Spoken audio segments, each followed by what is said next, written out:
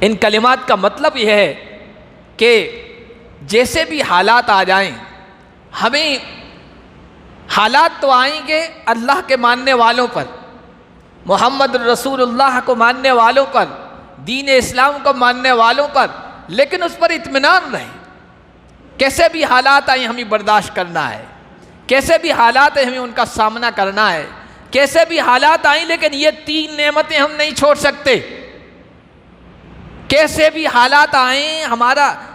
ہماری دولت چھین لی جائے، ہمارے مکانات ڈھا دیے جائیں، ہمارا مال چھین لیا جائے، یہاں تک کہ ہماری جان قربان کر دی جائے، لیکن یہ اتنی بڑی 3 نعمتیں ہیں کہ ان 3 نعمتوں کے مقابلے میں کسی نعمت کو ہم زیادہ اہمیت نہیں دیتے۔ ہمارے نزدیک یہی 3 بڑی نعمتیں ہیں۔ یہ 3 نعمتیں بچ گئی، باقی ساری دولتیں چھین لی گئی، کوئی محرومی کی بات نہیں ہے، اور ان 3 نعمتوں سے محروم ہو گئی، ساری دنیا کی چیزیں مل گئی تو اس سے بڑھ کر محروم کوئی نہیں۔ صحابہ کرام رضوان اللہ علیہم اجمعین نے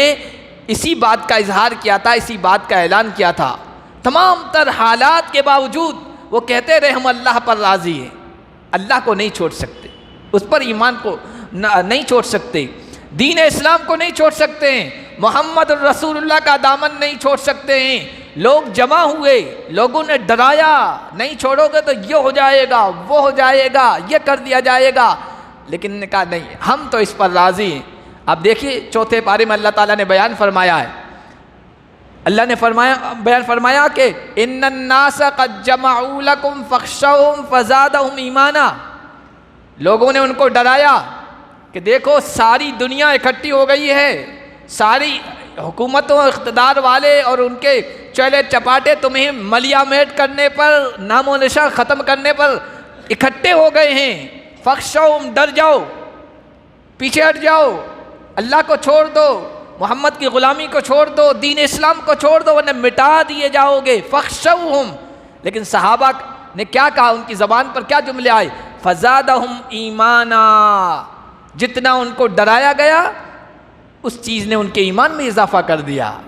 اور انہوں نے کہا حسبنا اللہ و نعم الوکیل، ہمارے لیے بس اللہ کافی ہے اور وہ بہترین کام بنانے والا ہے۔ اللہ کو ان کے یہ جملے اتنے پسند آئے کہ اللہ نے کہا فانقلبوا بنعمت من اللہ وفضل لم یمسسہم سوء، وہ اللہ کی نعمت کو لے کر لوٹے، اللہ کے فضل اور اس کی مہربانی کو لے کر لوٹے، اور حالات ایسے بنا دیے گئے کہ پھر ان کو کوئی نقصان نہیں پہنچا،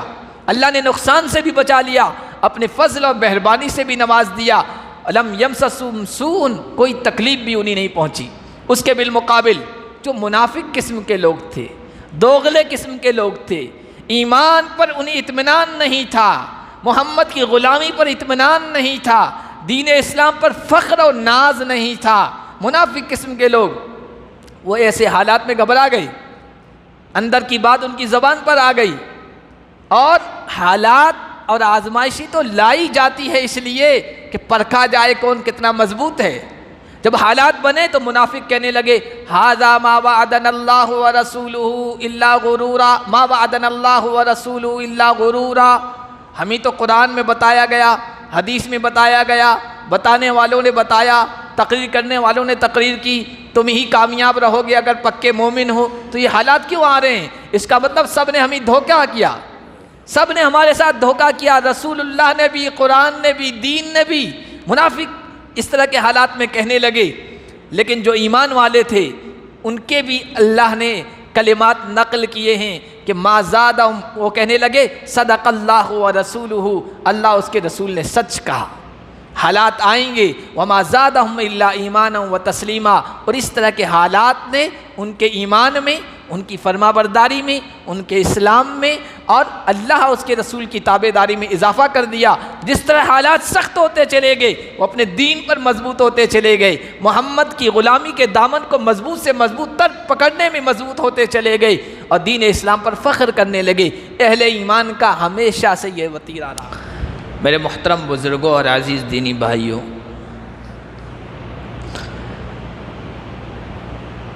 ایک انسان ہونے کے ناطے سے اللہ تبارک و تعالیٰ کی بے شمار نعمتیں ہر انسان پر ہوتی رہتی ہیں، لیکن ایک مسلمان ہونے کے ناطے سے جو خاص طور پر نعمتیں اللہ تبارک و تعالیٰ کی طرف سے ملی ہوئی ہے، ان کا تصور کوئی غیر مسلم نہیں کر سکتا ہے۔ ایک مسلمان اور صاحب ایمان ہونے کی حیثیت سے سب سے بڑی، انمول اور قیمتی 3 نعمتیں ہیں۔ وہ ہے اللہ پر ایمان، رسول اللہ پر ایمان اور دین اسلام کو ماننا اور اس کو تسلیم کرنا۔ یہ 3 نعمتیں سب سے بڑھ کر نعمتیں ہیں۔ ان 3 نعمتوں کے ملنے کے بعد جو ان پر خوش ہو گیا، ان پر راضی ہو گیا، ان پر اپنے اطمینان اور یقین کو ظاہر کر دیا، تو پھر ایسا شخص کامیاب شخص ہے، اور دنیا اور آخرت کی کامیابیاں اور سرخ رویاں اس کے قدموں میں ہوں گی۔ نبی پاک صلی اللہ علیہ وسلم نے ایک وظیفہ بتایا ہے، ایک دعا ہے یا چند کلمات ہیں جس سے دنیا اور آخرت کی بے شمار نعمتیں وابستہ ہیں، جڑی ہوئی۔ وہ وظیفہ ہے رضیت باللہ ربا وبالاسلام دینا وبمحمد نبیا۔ بہت آسان ہے۔ اس وظیفے کو اپنانے والا، اس نسخے کو استعمال کرنے والا اور ان کلمات کو صبح و شام اپنے ورد کے طور پر، وظیفے کے طور پر، دعا کے طور پر پڑھنے والا انسان اللہ اور اس کے رسول کی نگاہ میں بڑا کامیاب انسان ہے۔ حدیث شریف میں اس کے بڑے فائدے آئے۔ سب سے پہلا فائدہ تو یہ کہ جو انسان ان کلمات کو پڑھتا ہے اسے ایمان کی مٹھاس اور لذت محسوس ہوتی ہے۔ ایمان کی بھی اپنی مٹھاس ہوتی ہے، ہر چیز کی، دنیا کی ہر چیز کی مٹھاس ہے، لذت ہے، اس کا ٹیسٹ ہے۔ ایمان کا بھی ایک ٹیسٹ ہے۔ جو ان کلمات کو ورد کے طور پر استعمال کرتا ہے، اللہ کے نبی صلی اللہ علیہ وسلم نے بیان فرمایا کہ اسے ایمان کی مٹھاس محسوس ہوگی۔ آپ کے چچا ہیں حضرت عباس بن عبد المطلب، وہ کہتے ہیں میں نے اپنے بھتیجے کو یعنی نبی پاک صلی اللہ علیہ وسلم کو یہ کہتے ہوئے سنا، ذاق طعم الایمان من رضی باللہ ربا وبالاسلام دینا وبمحمد نبیا۔ ایمان کا ذائقہ وہ شخص چکھے گا جو یہ کہہ دے کہ میں اللہ پر راضی ہوں رب ہونے کے اعتبار سے، اور محمد پر راضی ہوں میرے نبی اور رسول ہونے کے اعتبار سے، اور دین اسلام پر راضی ہوں میرا دین، میرا مذہب ہونے کے اعتبار سے۔ اگر اس کی زندگی میں ایمان کی مٹھاس محسوس نہیں ہو رہی ہے تو اس کا مطلب یہ کہ وہ ان کلمات کی حقیقت کو نہیں پا رہا ہے،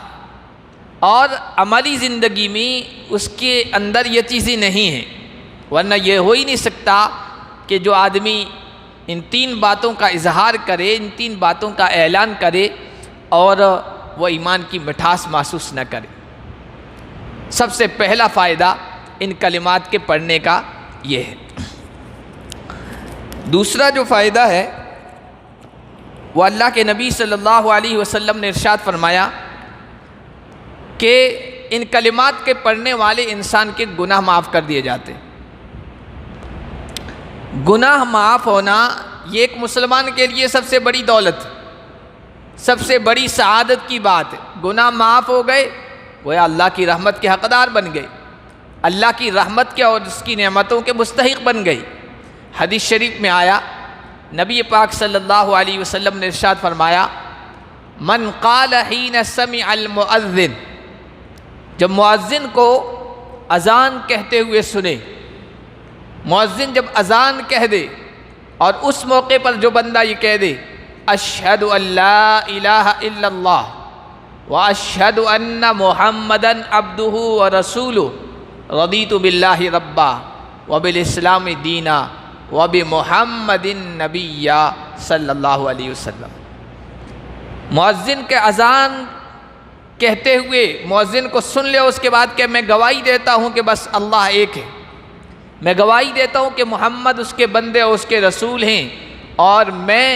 اللہ پر رب ہونے کے اعتبار سے راضی ہوں، محمد پر رسول ہونے کے اعتبار سے راضی ہوں، اور دین اسلام پر دل کی گہرائی سے خوش ہوں، جو بندہ یہ کہہ دے، اللہ فرما رہے ہیں،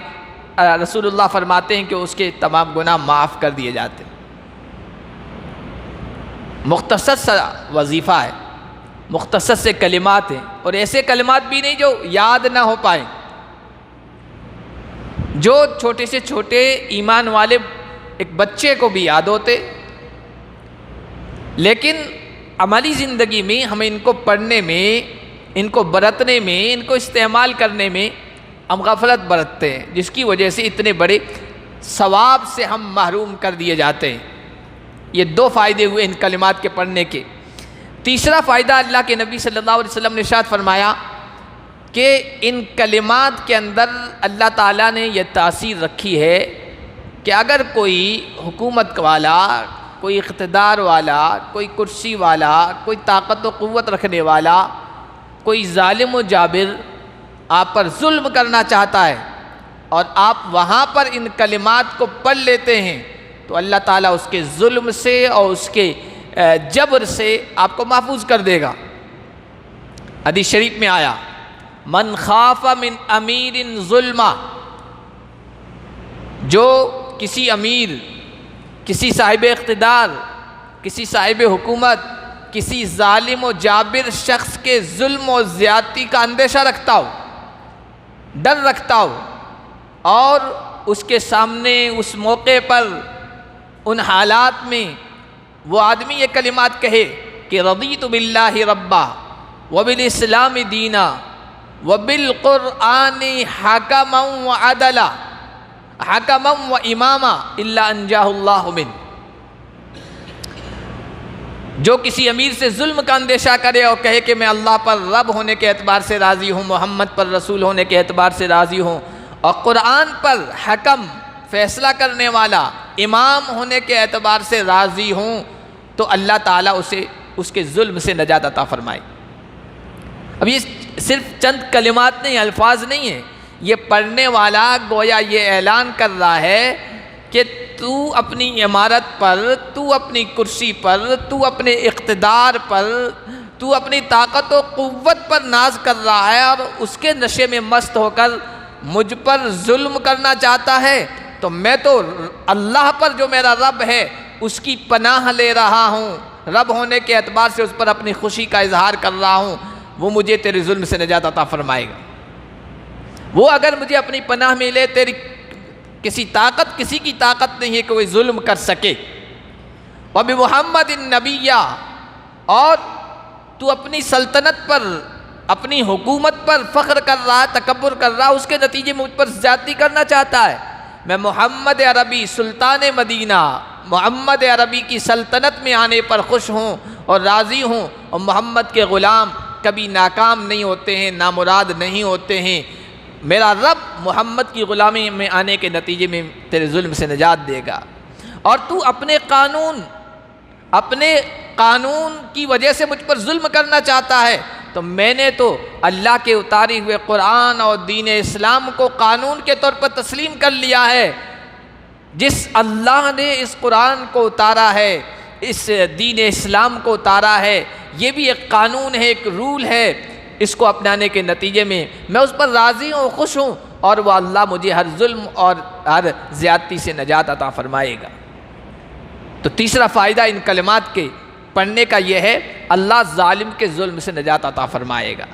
ان کلمات کو یاد کر لیں، اور جب بھی کوئی اس طرح کا موقع آئے، اس طرح کے حالات بنے، آپ ان کو ورد زبان رکھیں، اپنی زبان کو ان کلمات سے تر رکھیں اور ان کلمات کو پڑھتے رہیں۔ اس کا چوتھا اور پانچواں فائدہ قرآن میں بیان ہوا ہے۔ اللہ نے فرمایا ان الذین قالوا ربنا اللہ ثم استقاموا، جن لوگوں نے یہ کہا کہ ہمارا رب تو اللہ ہے، پھر اس پر جم گئی، استقامت اختیار کی، اور استقامت کا ایک معنی مفسرین نے یہ کیا کہ فریحوا، اس پر خوش ہو گئے، اس پر راضی ہو گئے، ہم اس پر راضی ہیں، اللہ کو رب ماننے پر راضی ہیں، قرآن کو امام و حکم دین اسلام کو اپنا دین ماننے پر راضی ہیں، محمد کو نبی ماننے پر راضی اور خوش ہیں۔ جنہوں نے یہ کہہ دیا، اس پر خوشی کا اظہار کیا، تو تتنزل علیہم الملائکہ،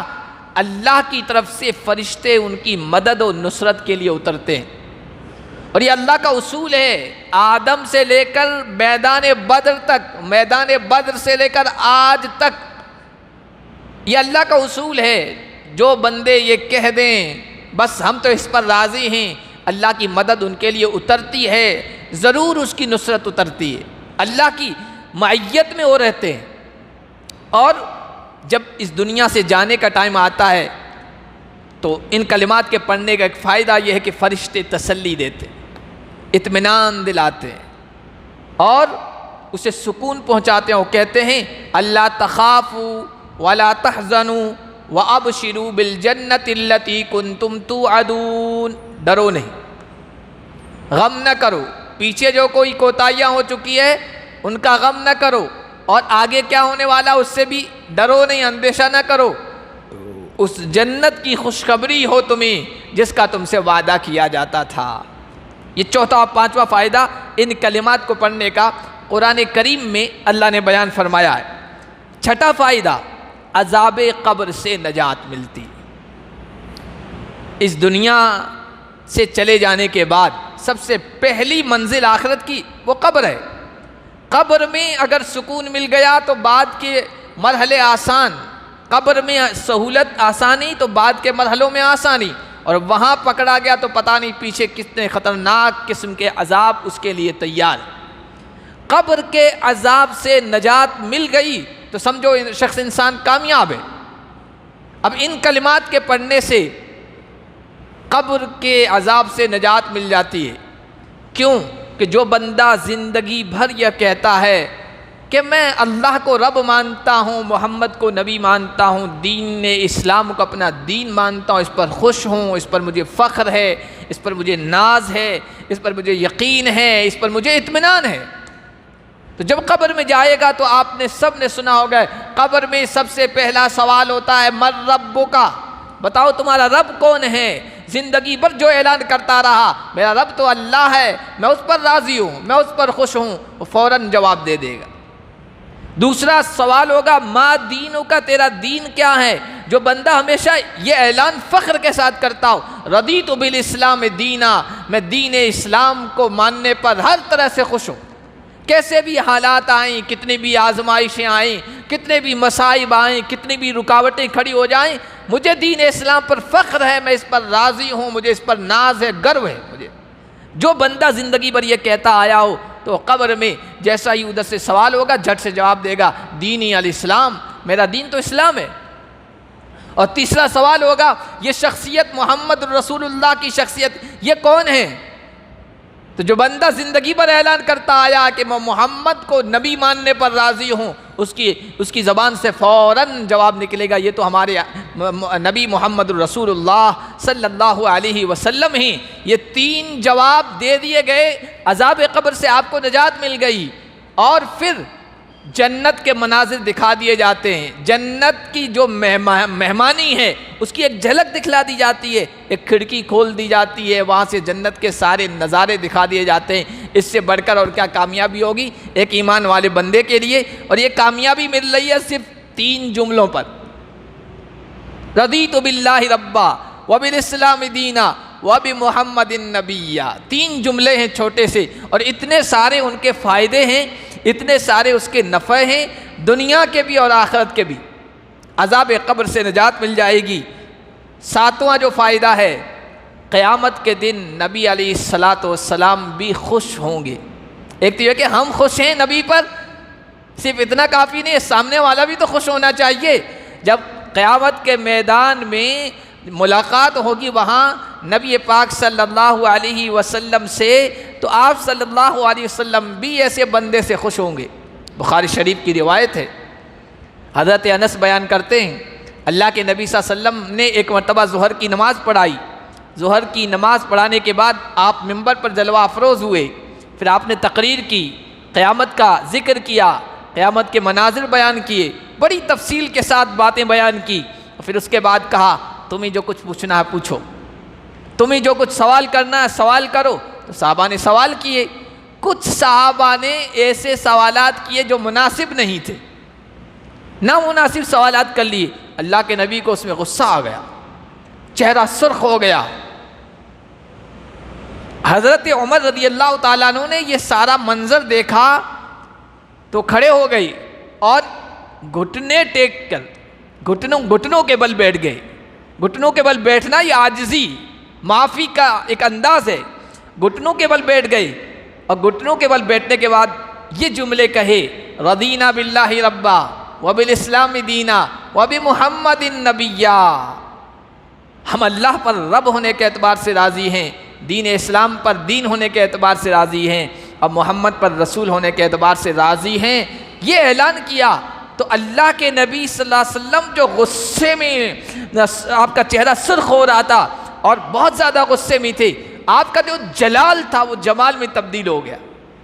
آپ کا جو غصہ تھا وہ شفقت میں تبدیل ہو گیا، آپ کا غصہ ٹھنڈا ہو گیا. وہاں سے علماء کرام نے لکھا کہ یہ کلمات کہہ لینے سے دنیا میں اللہ کے نبی کا غضب و غصہ شفقت میں تبدیل ہو جاتا ہے، اور جلال جمال میں خوبصورتی میں تبدیل ہو جاتا ہے. وہ کل قیامت کے دن بھی اللہ کے نبی صلی اللہ علیہ وسلم راضی ہوں گے، جمال میں ہوں گے، شفقت کے انداز میں ہوں گے اس شخص کے ساتھ جو ان کلمات کو اپنا ورد بنا لیتا ہے، وظیفہ بنا لیتا ہے. تو قیامت کے دن نبی خوش ہوں گے اور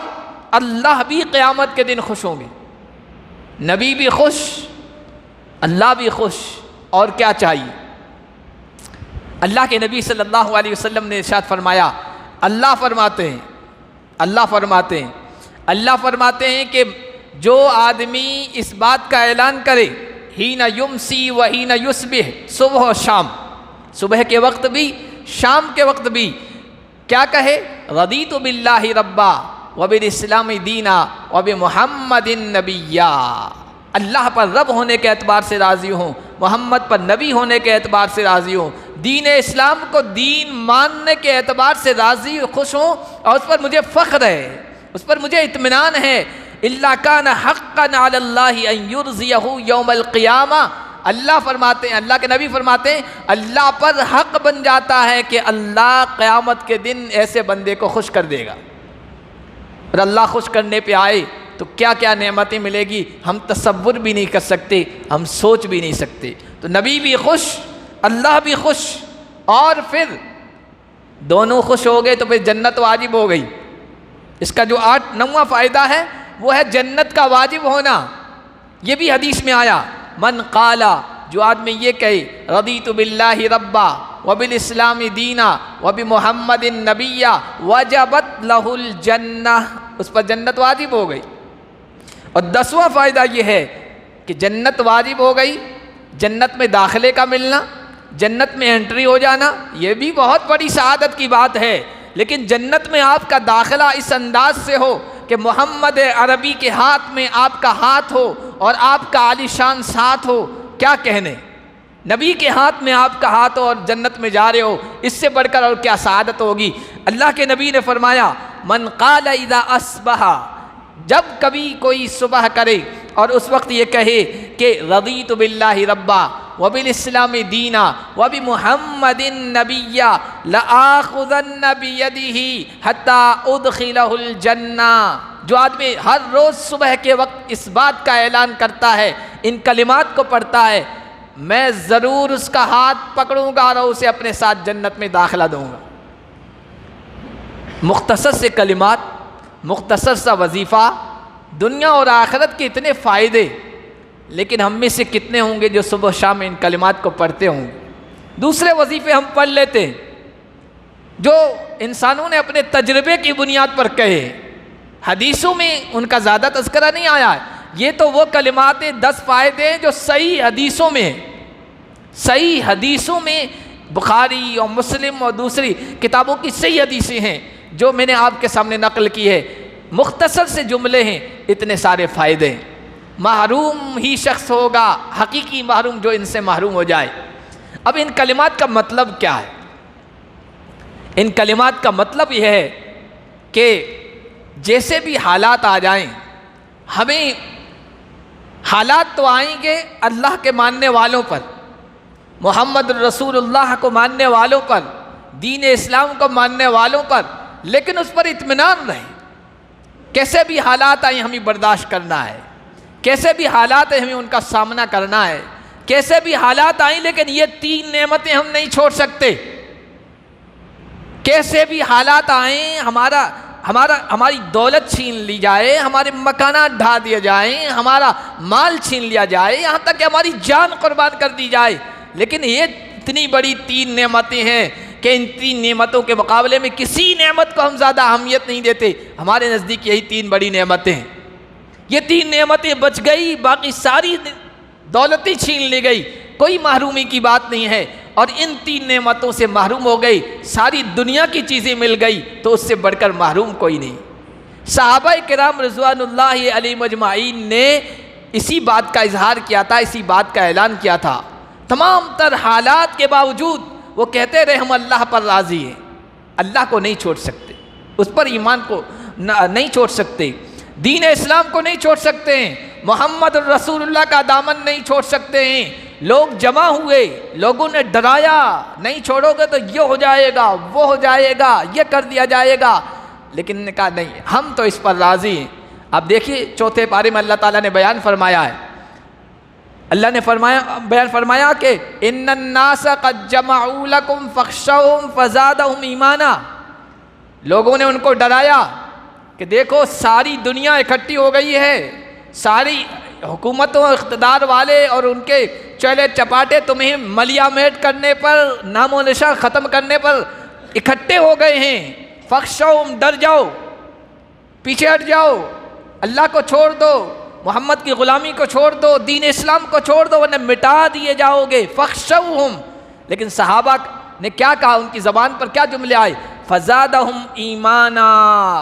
جتنا ان کو ڈرایا گیا اس چیز نے ان کے ایمان میں اضافہ کر دیا، اور انہوں نے کہا حسبنا اللہ و نعم الوکیل، ہمارے لیے بس اللہ کافی ہے اور وہ بہترین کام بنانے والا ہے۔ اللہ کو ان کے یہ جملے اتنے پسند آئے کہ اللہ نے کہا فانقلبوا بنعمت من اللہ وفضل لم یمسسہم سوء، وہ اللہ کی نعمت کو لے کر لوٹے، اللہ کے فضل اور اس کی مہربانی کو لے کر لوٹے، اور حالات ایسے بنا دیے گئے کہ پھر ان کو کوئی نقصان نہیں پہنچا، اللہ نے نقصان سے بھی بچا لیا، اپنے فضل اور مہربانی سے بھی نواز دیا، لم یمسسہم سوء، کوئی تکلیف بھی انہیں نہیں پہنچی۔ اس کے بالمقابل جو منافق قسم کے لوگ تھے، دوغلے قسم کے لوگ تھے، ایمان پر انہیں اطمینان نہیں تھا، محمد کی غلامی پر اطمینان نہیں تھا، دین اسلام پر فخر و ناز نہیں تھا، منافق قسم کے لوگ، وہ ایسے حالات میں گھبرا گئی، اندر کی بات ان کی زبان پر آ گئی، اور حالات اور آزمائشی تو لائی جاتی ہے اس لیے کہ پرکھا جائے کون کتنا مضبوط ہے۔ جب حالات بنے تو منافق کہنے لگے ھذا ما وعدنا اللہ ورسولہ الا غرورا، ما وعدنا اللہ ورسولہ الا غرورا، ہمیں تو قرآن میں بتایا گیا، حدیث میں بتایا گیا، بتانے والوں نے بتایا، تقریر کرنے والوں نے تقریر کی، تم ہی کامیاب رہو گے اگر پکے مومن ہو، تو یہ حالات کیوں آ رہے ہیں؟ اس کا مطلب سب نے ہمیں دھوکہ کیا، سب نے ہمارے ساتھ دھوکہ کیا، رسول اللہ نے بھی، قرآن نے بھی، دین نے بھی۔ منافق اس طرح کے حالات میں کہنے لگے، لیکن جو ایمان والے تھے ان کے بھی اللہ نے کلمات نقل کیے ہیں کہ ما زادہم، وہ کہنے لگے صدق اللہ و رسولہ، اللہ اس کے رسول نے سچ کہا۔ حالات آئیں گے وما زادہم الا ایمانا و تسلیما، اور اس طرح کے حالات نے ان کے ایمان میں، ان کی فرما برداری میں، ان کے اسلام میں اور اللہ اس کے رسول کی تابعداری میں اضافہ کر دیا۔ جس طرح حالات سخت ہوتے چلے گئے وہ اپنے دین پر مضبوط ہوتے چلے گئے، محمد کی غلامی کے دامن کو مضبوط سے مضبوط تر پکڑنے میں مضبوط ہوتے چلے گئے اور دین اسلام پر فخر کرنے لگے۔ اہل ایمان کا ہمیشہ سے یہ وتیرہ رہا ہے۔ تو یہ کلمات میں نے بتائے، مختصر سے کلمات ہیں،